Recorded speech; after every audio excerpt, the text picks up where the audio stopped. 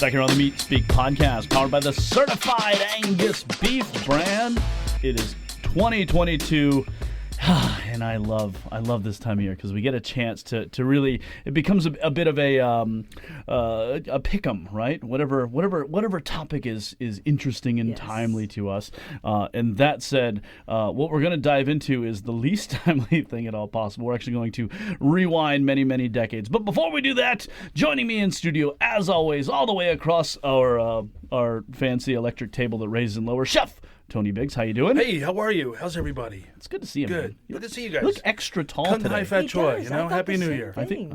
Well, except, is it the hat? Yeah, I think your might stocking head is be. extra Yeah. tall. I'm yeah. losing my hair, so that's why I have the hat now. So I understand. you know. Yeah, I understand. That's what my brother taught me that years ago. Hey, why are you always wearing the hat, Jim? Oh, I'm losing my hair. So, great idea. It's a different level of cold when you don't have hair. It definitely keeps it in. Yeah, right. And in between us, as always, meat scientist Diana Clark. How you doing? Fantastic. Nice. Yeah. Nice. Guys, we are going to get into the Wayback Machine. We're actually in a tiny studio here. We'll go ahead and envision that it is a hot tub time machine. Right? And we're going to go all the way back into, really, a good century ago or thereabouts. And we're going to talk today about some things that are kind of old-time dining traditions, old-time cuts, things like this. I will tell you, last week, I had the opportunity to be in Miami, Florida. It was 82 and sunny as opposed to, the blankets of snow that we're currently dealing with right here in Ohio. And we got to go, actually, Paige, the social media guru, and I were down there. We got to go to one of my most favorite places on the planet. It's this place called Tropical Acres in Fort Lauderdale. They were started in 1949. The gentleman who started it, same family owns it, ran the commissary at Pearl Harbor. When the war ended, came back home, opened this restaurant, and this restaurant is everything that is grand about old school South Florida. Huge dining room. They've got the ceiling fans with like the palm leaves on it. It just feels good. And you look at the menu, and the menu has gone relatively unchanged since 1949. Oh, that's cool. It's one of those things like, you know what, you guys got it right back then, so why change it? It's not broken, right? Does it have the cottage cheese with leaf lettuce? And a little ramekin on the side. And the key lime pie. Key lime pie's got to be there. Yeah, which, by the way, that is at the end of your meal. It's not just, here's a dessert menu, right? They have a glass cased in dessert cart that they bring tableside, and they're like, does anything look good in here? I'm like, yes. Everything? Right? Wow.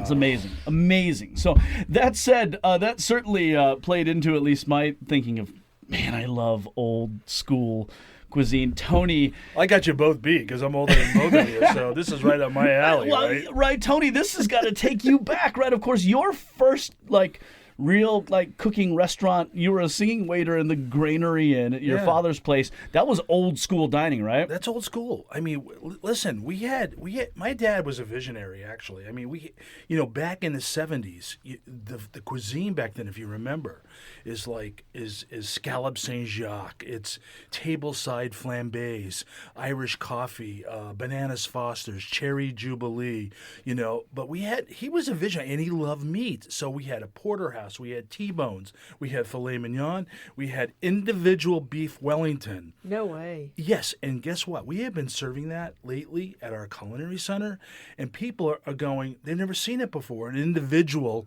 beef Wellington. It's always like the whole loin, the center cut loin. But hey, you can do individual Wellingtons if it's done right and properly in the proper seasoning, searing, and wrapping. You can do this, ladies and gentlemen. Come see me. We will teach you. Sometimes it's a surprise on what's the inside too. That's the fun It's part. the surprise. You don't always have to be tenderloin. It's like right? a Cracker Jack box, Exactly. right? I mean, It's like, ooh, what meat is it going to be today?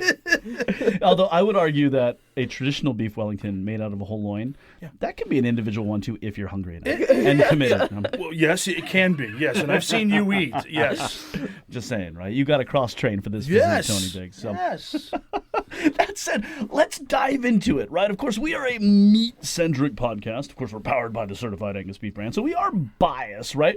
But there are things. We are the oldest beef company that there is, right? We were founded in 1979 in terms of branded programs. These are traditions that go back well beyond those last 43 years that we have been in existence.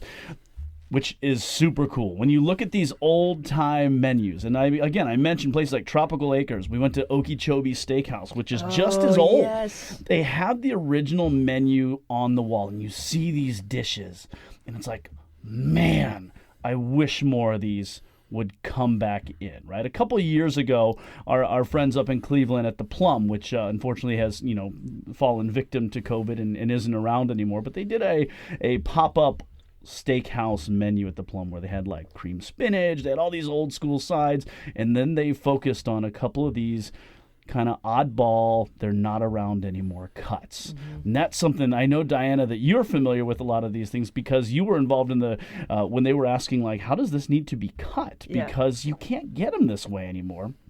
Right? So that is sort of the impetus behind what we want to go into is, I guess my evil plan in all this is if you were listening, I know a lot of our listeners are industry folks. Either you're a salesperson, you're a chef, you're a restaurant, you're a meathead, you're a meat nerd. My evil plan in all this is I really want to see these start to come back, right? A little bit more than they do, right? So we're going to go through several of these old-timey steak dishes, and again, I'm just the eating end, but between Tony and Diana, I know we've got our holster full with lots of nuggets. Tony, one of the ones that I want to start with, right? And it's one we've actually done here in the Culinary Center. I think we actually just did a video on it, right? Although it doesn't really, you don't see it pop up on a lot of menus. Steak Diane. Oh, Steak Diane. This is. So I feel like that's an ode to me, right? This is homage to you, right? But when we do these podcasts, ladies and gentlemen, we do a lot of research. So, I'm referencing a lot of these material from things I've read. So if you say, "Oh, Chef Tony, you don't know what you're talking about," well, okay, well, you know what? He knows what he's talking about. I apologize, but these are some of the things that I've found very interesting reading in terms of beef. So, did you guys know that Diane was a Roman goddess? Did you know that? I did know that. Okay. Yeah. And she was a goddess of wild animals and the hunt. And she was a protector of women and became associated with marriage and all the things that go with it.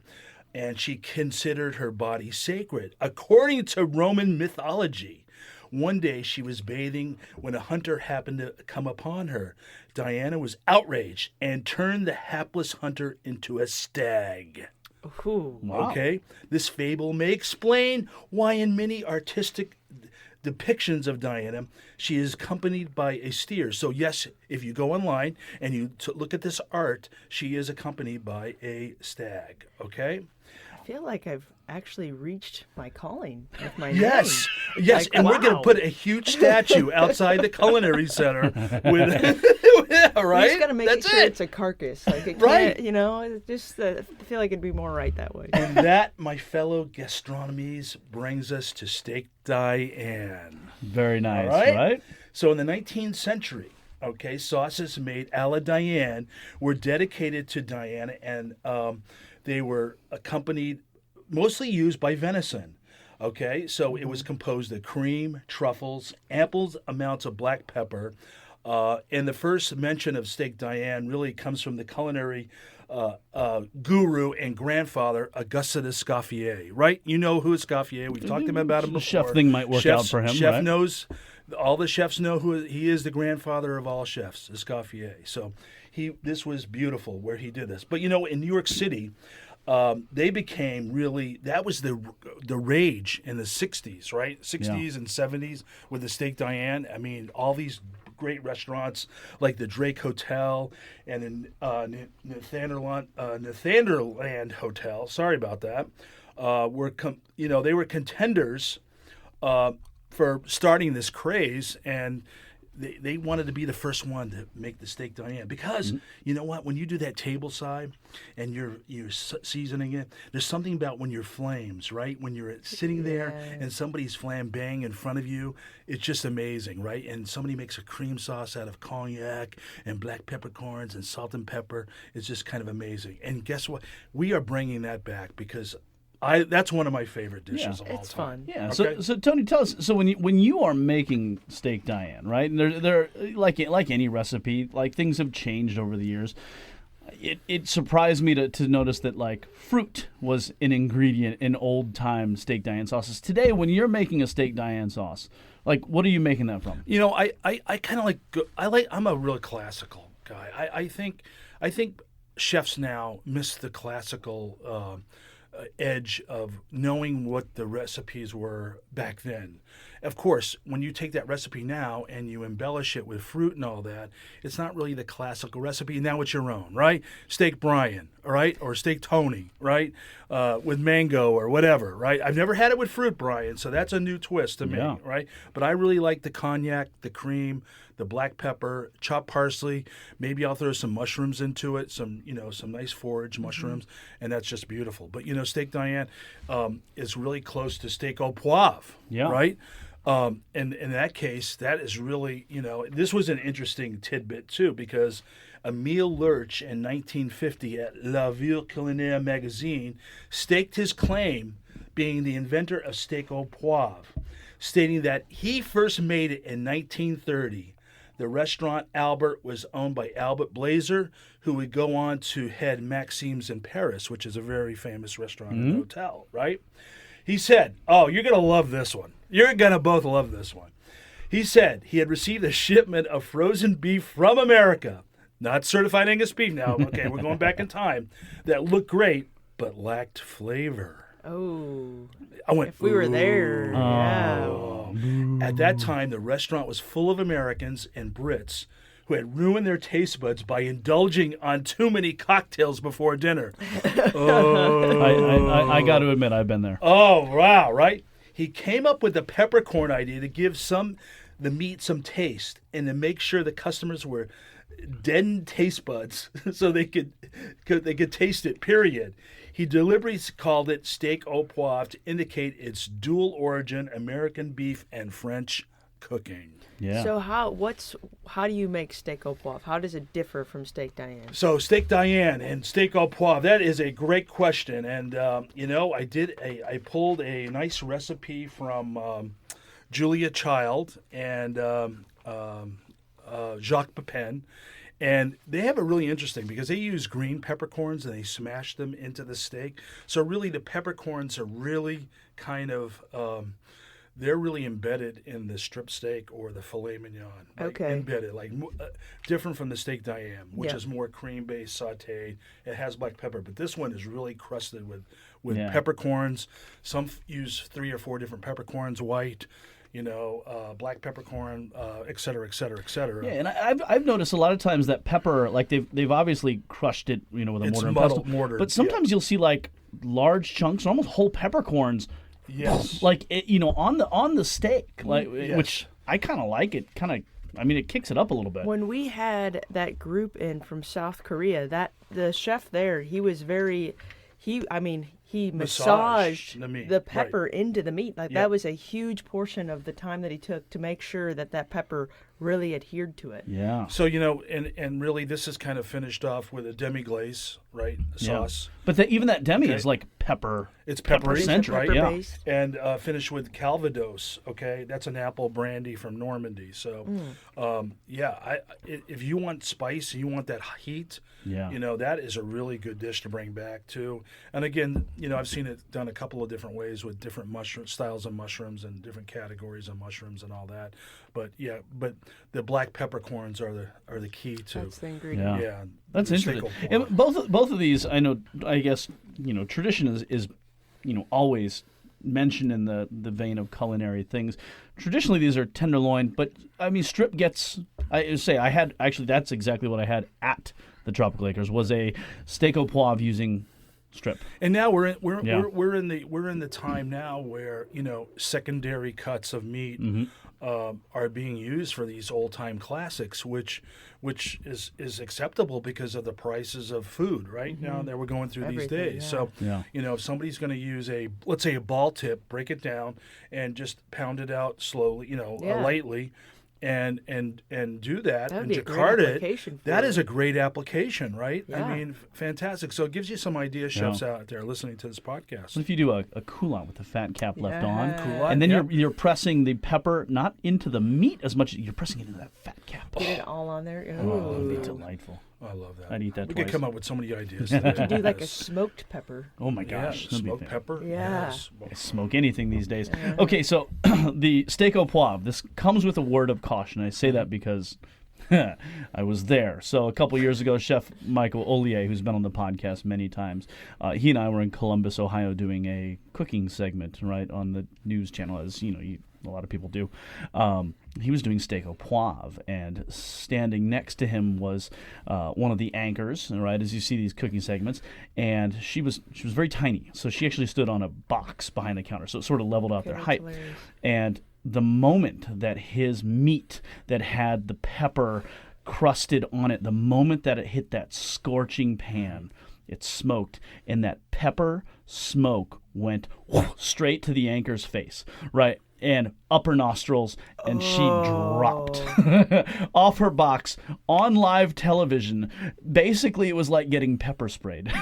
Wow. Now, it all worked out. The cameraman actually kept a nice tight focus on the meat in the pan, so you just heard some rumbling in the background. And actually, the gal who did the weather stepped up and actually finished the segment with Chef Michael. But Wow, yeah, way to step up. yeah, team, so right? make Fast sure you acting. have proper ventilation when doing this. Or don't get too close. Yes. Right? Incredible, yeah. Right? That's happened to us recently at home. Like you go to sear a steak that has a lot of pepper on it, and it's yeah. like, oh Yeah. gosh, getting choked I up. go into a sneezing fit. Yes, You know what I yeah. mean? Oh my gosh, where's the tissue? Yeah. It's amazing. All right, let's. We started out with two that they're less to do with the specific cut and more to do with the preparation. We're gonna turn it and go to two cuts that are meat centric, right? These are very specific cuts. Diana, if you wouldn't mind, the first one we're going to jump into, the 7-bone chuck steak. There's Yes. a lot going on there. Yeah, so and it's basically all how they used to break down a side of beef.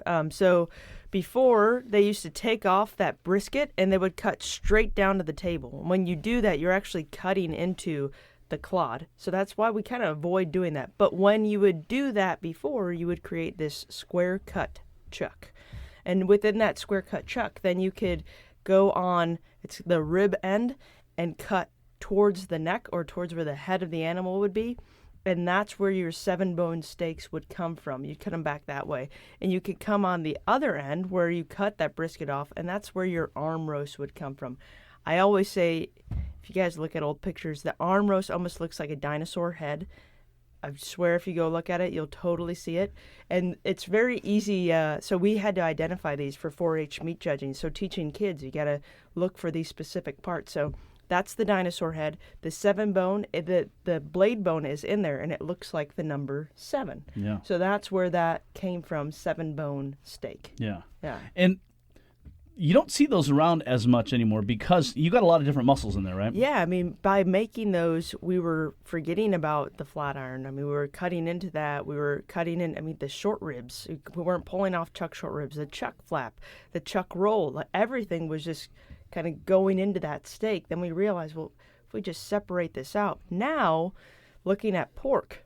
So if you look at a pork, a Boston butt, a bone-in Boston butt, if you cut that back into your blade steaks, that is essentially your 7-bone steak. It's going to be that same section. So if you kind of want to see what it would look like in a miniature version, you could do that. Just go get a blade steak and look at it. And then you could try to guess what all the cuts are within the pork blade roast. Yeah, so I remember a couple of years ago, we mentioned this. This was a dish that was done just as a limited time up at the Plum. Because there are so many muscles on there, instead of doing like a traditional grilling or searing on a flat top, they actually sous vide it. Very smart. And then finished it, to give it some color, to give it some caramelization on the outside. But I remember there was a diagram that we sort of put up side by side with this, identifying each of those muscles. Yeah. Because they all do. It's very evident. You can see they go in different directions. So you're going to get some toughness unless you... Yeah, sous vide is the best option. If you think about it, it's from the chuck. So you're going to have a lot of collagen in there, a lot of cuts that usually we braise anyways to help break it down and make it more tender, or we seam out because there's those really heavy pieces of connective tissue. So you got to make sure you break all that down in order to really have a good eating experience. Otherwise, you're going to be chewing quite often. Yeah. Tony, you got any experience back in the day with these? You know what? I know what you're saying about the pork. I've seen that before, Yep. like in the grocery stores. I think I probably bought that steak probably back in the 70s with my mother, and just picked it out of the case, and I had no idea what it was. It just looked kind of good. So that, I think we should bring that back, and we should try that again at the center. So that's the hardest part. We've got sides of beef in, so we're very fortunate that we can do that. But just from getting it from an actual packer is challenging. I mean, even when for the plum, we were fortunate enough that one of our partners was able to work with Boliance, which is where we get our sides from. Boliance actually called me and asked me what they were talking about. So walking through of how to break it down and what to do there just took a few finesse in making those steps come to action. But we did get it done.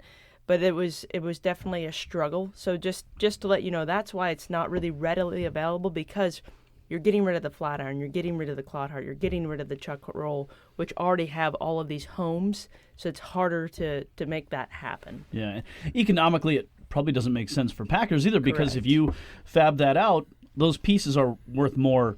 Yes. So individually, how as much are opposed to you as a whole. really willing to pay for it is kind of what the final question comes Yeah. down to. And that's why the packers really don't do it, because no one's wants to pay that much for it. Yeah. You know, what I do love about that that whole setup is when you have something that's sous vide, and then you're hitting it on a you know, a high heat source to give it that color. You're getting the best of both worlds. You're getting that like braised inside and that crusty steak outside. All right. We need more of that in the world. I got to ask you as a chef, Tony. So I love sous vide from the convenience. I love it from the tenderness. But I am not good at getting that crust after sous vide. I don't think it's the same. You know what I mean? I don't think it's the same crust as it hits the grill.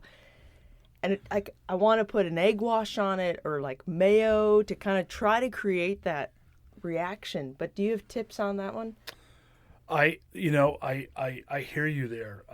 I feel like, you know, there's a place for sous vide in our culinary world, and I have friends that are doing it. I got a friend that makes 1 million steak bites for Starbucks and Dunkin' Donuts. But when I cook a steak, you know, I am going to, and what I like to do is I like to put a little bit of olive oil, you know, brush it on there on a sous vide. Let's say the steak was sous vide. Okay. Brush a little bit of olive oil. Get your grill or pan searing hot. Okay. And you just let it go. Let it sear on both sides. Let it get a nice brown crust.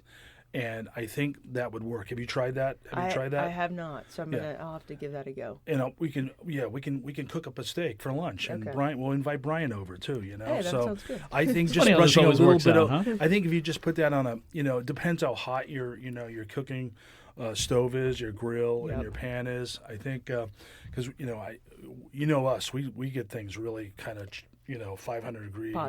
Piping hot. hot. So, You're sweating yeah. in the back. We're sweating in the back. Yeah. It's good to have a hood system that's fully functioning. Well, it's not good in an apartment. Let me tell you that right now. You know, going from one cut from I guess the front and the forequarter of the beef animal, we're gonna go to the backside where there's actually similar in terms of what it is, but obviously a different anatomical region on the carcass is the pinbone steak. Yeah, that's basically a bone-in sirloin that you're cutting, and so that's really not found because that bone is usually taken off pretty fast, and yeah, it's just. The sirloin really tastes better without the bone, personally, because you have all those other extra muscles on there, like the mouse muscle, the culotte. And so by doing a bone-in sirloin, we're going back to cutting that culotte with the grain. And so you're kind of ruining that culotte experience. You're keeping all that connective tissue that we like to seam out when we're making our 1/3, 2/3 top butt. So that's kind of why that's definitely faded off, and it's hard to find for sure. Even from a packaging standpoint, so you see some of your local small places. I think of, so like my father-in-law, he brings his cattle to a small packing plant, gets them processed and sent back. And sometimes there's a lot of these cuts that they still do because they never learned how to do it any differently.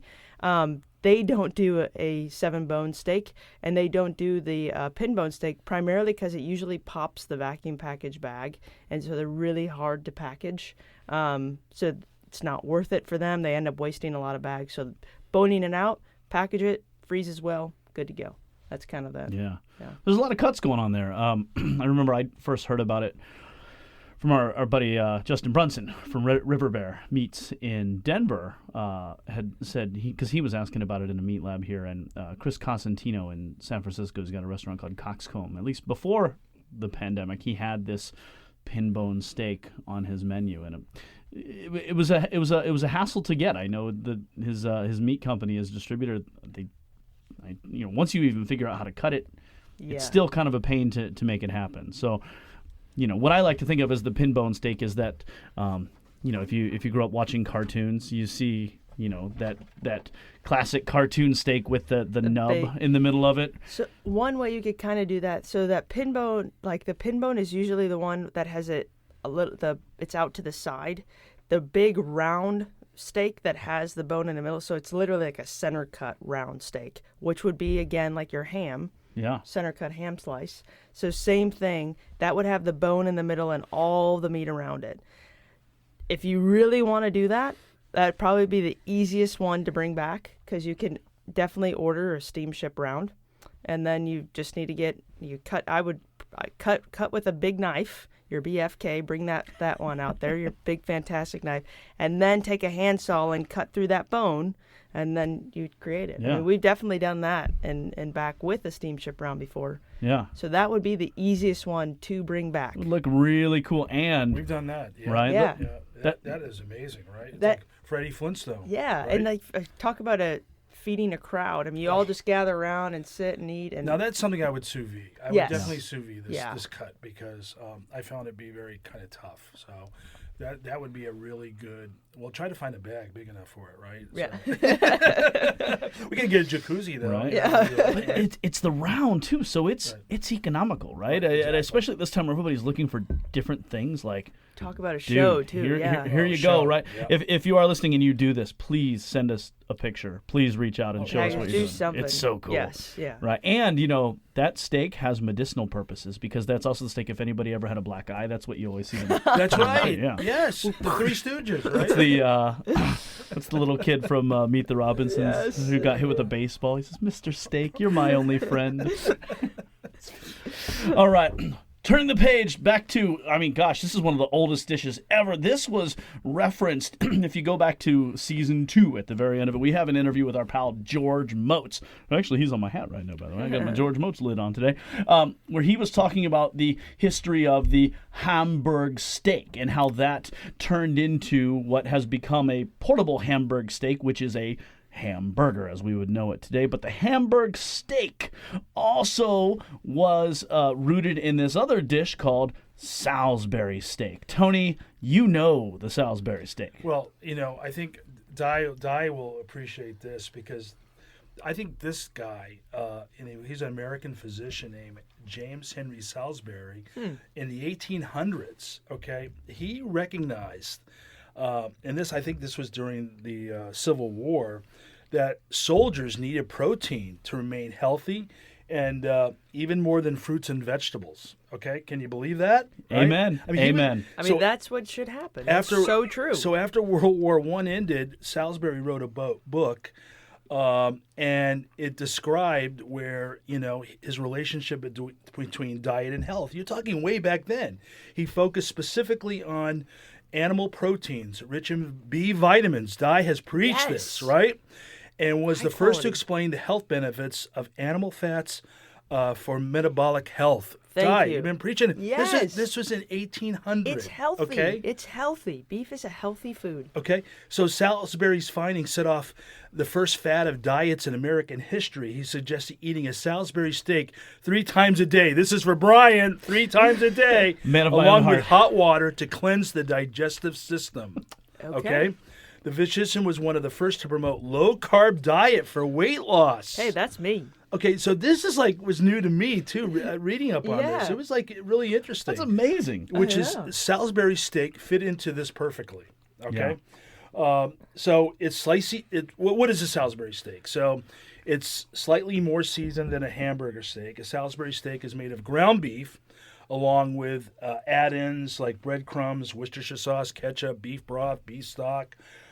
These tasty ground beef patties are cooked on medium-high heat and served with brown gravy and a few side dishes. One of the best simple historical meal that can be done and put on a table in 30 minutes.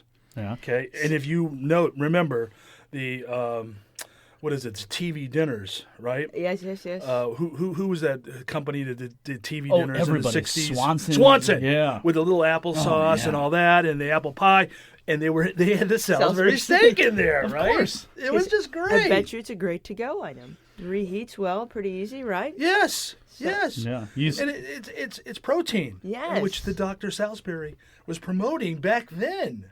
So See? visionary. Power of protein. Visionary. Right. I always think of it as one of those classic, and hopefully this rings true in our pal Joe Urban's ears from Greenville County Schools, right? It's Yes. one of those classic right. school cafeteria dishes because, I mean, it's consistent. It's ground meat, so it's not like we're not cooking steaks here. And you could kind of put some leftovers in there, you know? Yeah. I did it many times for the food bank. That was one of our entrees, Salisbury steak. And that Yeah, was when absolutely. I went to Australia, and that was like something that was normally found, especially so you'd stop at gas stations, which are totally different just along that interstate, because if you think about between cities, there's really not much. So it's a big gas station. You sit down and eat lunch, but it had a burger, but the burger had like vegetables and stuff in there as well, because it was, let's just take stuff, put it in, and it was like a little meatloaf but burger. I don't know how to explain it, but it was kind of a combination of this. It was really good. Yeah. I've thought about beautiful. it a lot. It's beautiful. Salisbury steak, you can make that out of anything, right? Any raw product, Yeah. go to town because you're grinding it. Right, you're grinding it. Just season it well. I mean, Yeah. it's just an over-seasoned hamburger. Yeah. Right? I mean, I don't want to put it down because it's been an American staple and Swanson TV dinners for years. I remember eating it with my grandmother, on a small tray watching. Oh yeah, it's nostalgia Lawrence on a plate. Welk, Yeah.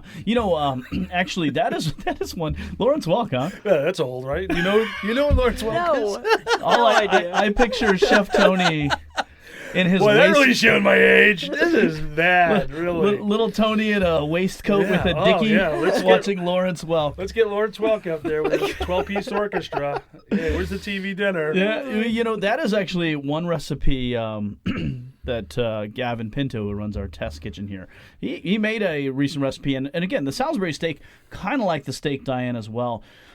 If you get the sauce right, holy cow, is that incredible! And I've used his recipe that the Salisbury steak is as good as that sauce you're going to make it, right? Otherwise, it's ground beef. exactly. It's unbelievable. Highly, highly, highly recommend pushing this out. I guarantee you. I mean, it's the ultimate comfort food, right? Yes. Well, I like comfort food. All right, Chef Tony, you ready for this one? Okay, go ahead. Beef Wellington. Oh, beef Wellington. This is one of my favorite classic, to talk about. As a matter of fact, a couple years ago at Food Service Leaders, we did a beef shank Wellington. Oh Do yes, you yeah. remember this? Oh, that I was mean, delicious. Yeah, so that was another 2020. I remember in Florida. Another sous vide item. We was took a fantastic. beef shank, sous vide. What is it? 3 pounds. The normal beef shank, about 3 to 4 pounds, maybe 5. Of meat. Meat. Yeah, right. yeah. So it can feed about 8 people. Oh, easily. So bone in, we sous vide, and then we braised it a little bit more, and a little bit of wine, of course, and mirepoix, carrots, onion, celery, herbs, all that kind of stuff. And then we chilled it, and we wrapped it in duxelle, which is ground mushroom. Chefs, you know this. I don't have to tell you this. Shallots, mushrooms, Madeira wine, drained very good of the liquid. And we encased this with puff pastry, and we served that for 200 people. Each table. Do you remember this? Yes, because I was the carver at the table. This is the neatest part. So this big shank comes down on a box, so it's just kind of got its own little stage at the table.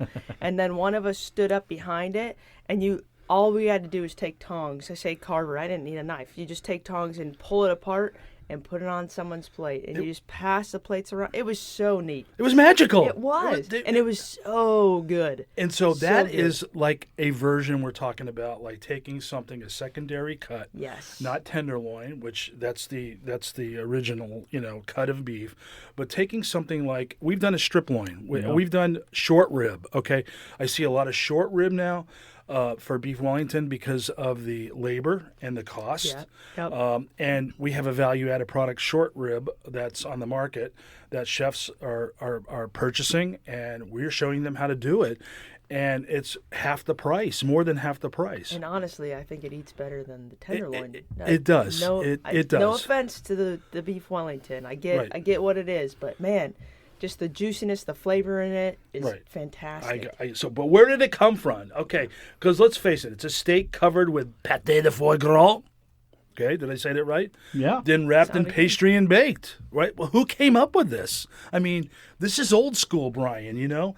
So this comes from a man named Arthur Wellesley. Wellesley is famous for defeating Napoleon in the Battle of Waterloo, right? And he was dubbed the first Duke of Wellington. Okay, so one of the dishes, he liked it, you know, he was very, you know, he loved food. And he didn't want their culinary team. He was very conscious of the culinary team. I kind of liked that back then, right? And he felt their culinary team with talent would be wasted. So he wanted them to come up with a dish with mushrooms and wine and pâté, and you know, this was like a decadent delight. Every dinner he hosted was on there. And if you look at the shape of the Wellington, it kind of looked like a boot, you know. It kind of looks like if you do the whole tenderloin, right? Yeah, so it kind of looks like a boot, but you know, it dates back to the 1700s. Yeah. So yeah, we've been doing this 6 different ways, 6 different cuts. It's kind of been amazing, but the beef shank has been really kind of that kind of. And that serves 8 people. That was fantastic. And you got the bone. You put a hatchet in that thing, and take a photo of it. We're big in the social media right now. The whole world. You know what? Go on my Instagram. Go check this out. You're gonna love it. It was pretty awesome. I do have to say, I think though Wellesley from Wellington did it well. He did it well, right? I just had to throw right. it in Was there. it Arthur Wellesley in Harry Potter, or am I? I may be missing this. Could be. That's interesting. Okay, so when I have beef Wellington, I always try and eat things separate, right? I kind of deconstruct it on my plate. Taste this, then taste it all together. Mushroom duxelle, magical. Tony, how do you make your duxelle? Well, I tell you, this has been. I've worked on this duxelle for a long time, and I found the following. So. You can take any kind of mushrooms. Well, I like the white button mushrooms that you can get in a grocery store. And I just put them in a food processor. Okay. And then I cook them down with butter, shallots, black pepper. If I have Madeira, I'll use Madeira. That's a classical recipe, but I will use brandy if I have to. And I will flambe that. And I honestly love Lowry seasoning salt. Let's plug Lowry's, because this is actually the first time I ever made duxelle was at my dad's restaurant in Buffalo, New York. We used Lowry seasoning salt, which has MSG, and all this kind of stuff. But all of a sudden, it has this flavor to it that is just amazing. So you cook this. You don't reduce it. You're cooking it with the liquid. You're adding butter to it, so make sure you have, and I add a little bit of beef stock to these mushrooms. Cook it down for about 20, 30 minutes. Don't cook it till it's dry. And then you're going to put this into, here's the key to duxelle, making sure it is dry. Because when you wrap it in the puff pastry, you don't want all this liquid, this water coming out, and getting the pastry all soggy. So the key is to drain the mushrooms very, very well. And I know a lot of people don't know what a china cap is, but it's a piece of kitchen equipment. Looks like a china cap, right? Yeah, with a handle. I know exactly what he's talking about. I put that in, and then I put a wooden spoon down the center of the china cap, which is going to allow everything to drain very nicely. But I saved the liquid for my sauce. Oh. So, because that's a mushroom sauce now, right, to go with my beef Wellington. So I don't throw that away. I stick that in the refrigerator. I let that drain overnight. Okay. I let that duxelle just completely drain. When it comes out the next day, it's really dry. You can put some gloves on, crush it between your hands to make sure there's no liquid in it, and then you can take that beautiful stock that has been drained overnight, and you can make your sauce for the Wellington with that, right? That's cool. Then you have a perfect duxelle. Now, where does the goose liver come in? You can take a goose liver pate that's already been made. You can buy it online, and we whip that into the duxelle. Oh. And I put a couple of eggs in mine to really bind it, the baking process. So eggs, the duxelle, the foie gras, I whip that into the mushroom duxelle, and that's ready.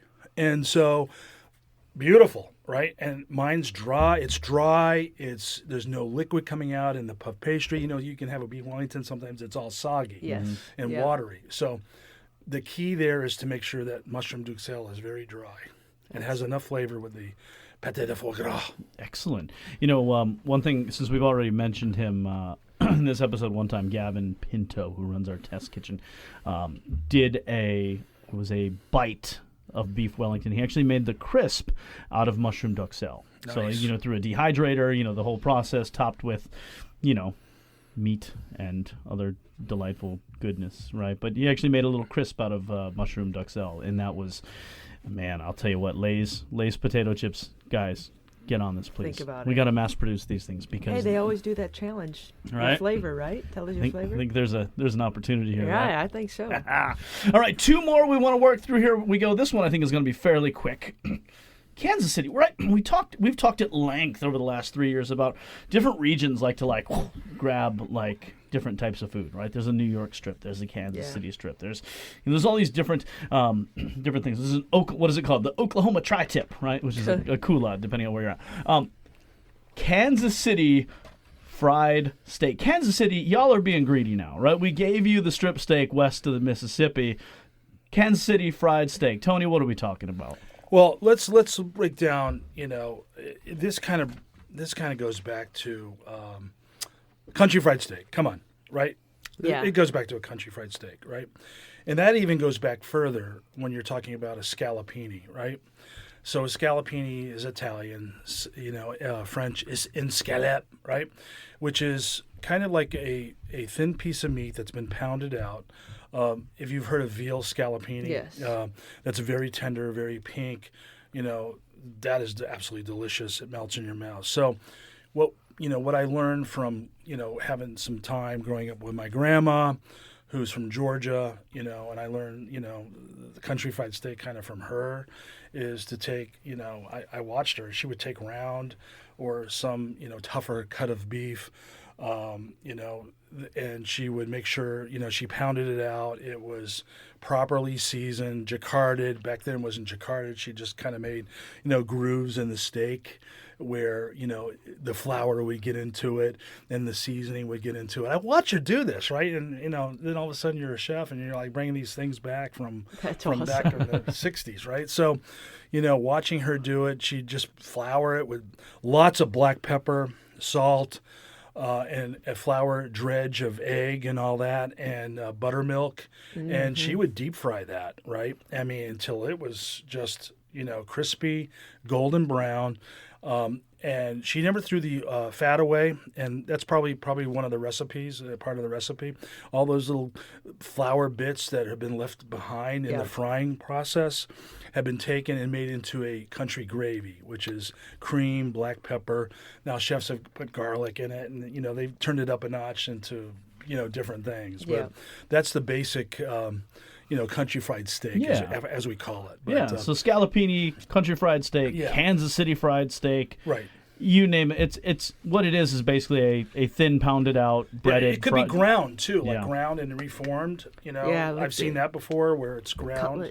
Cutlet, coarsely ground, kept together, and then made into a patty, and then deep fried. You could deep fry it. For those chefs have fryers, and you're going through a lot. You're not in a cast iron pan or anything like that, but you're going through 50, 60 a day. You got to have something bigger. You got to have something bigger to fry it in. Yeah. You know who makes a really good, I believe theirs is veal scallopini, is in New York City.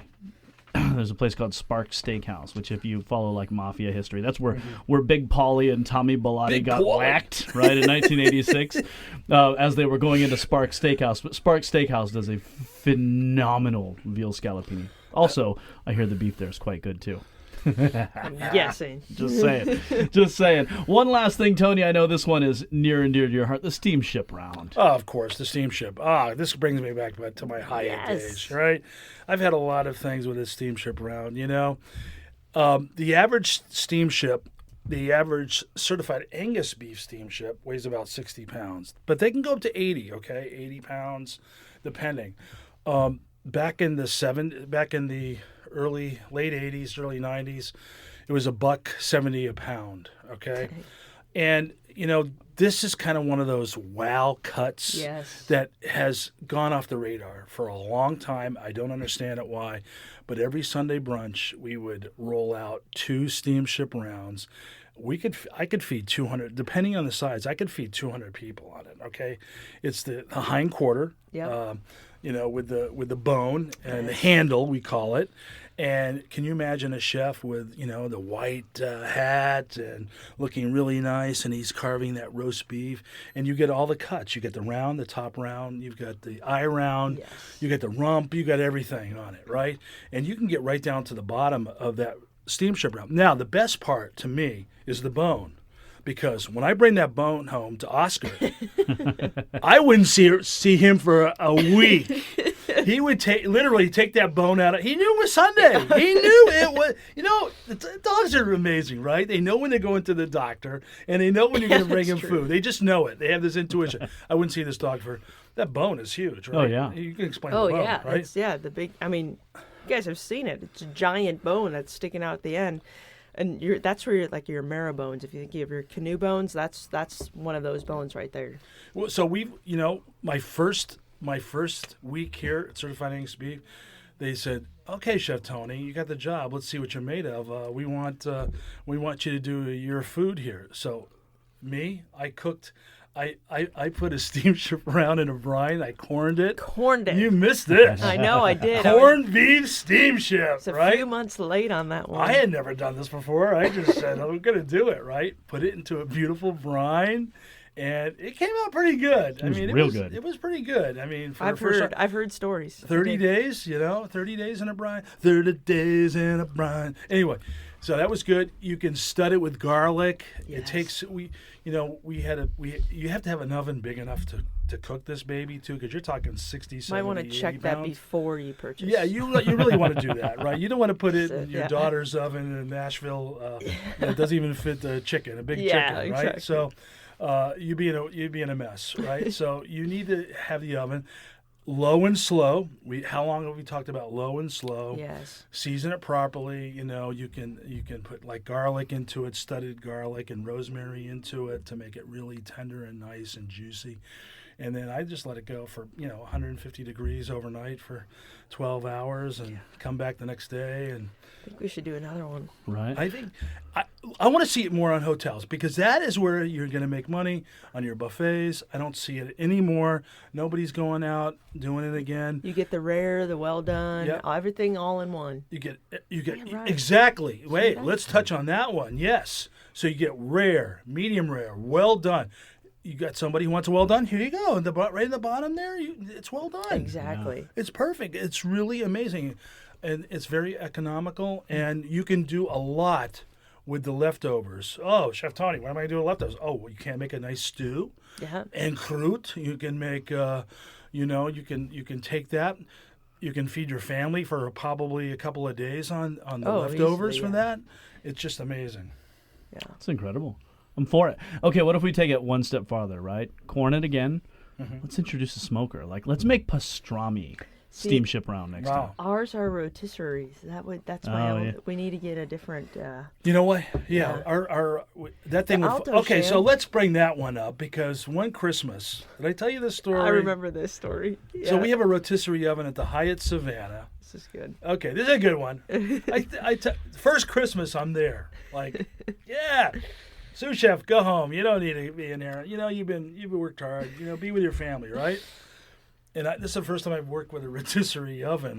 You're talking big, 8 to 10 shelf rotisserie oven, and the steamships are in it. But if you put the steamship in the wrong way, like the sheet pan overlapping, Well, that triggers like a domino effect with all the layers that are in there, and I lost all the steam chips. All the steam chips are on the bottom. Now it's a 350-degree oven.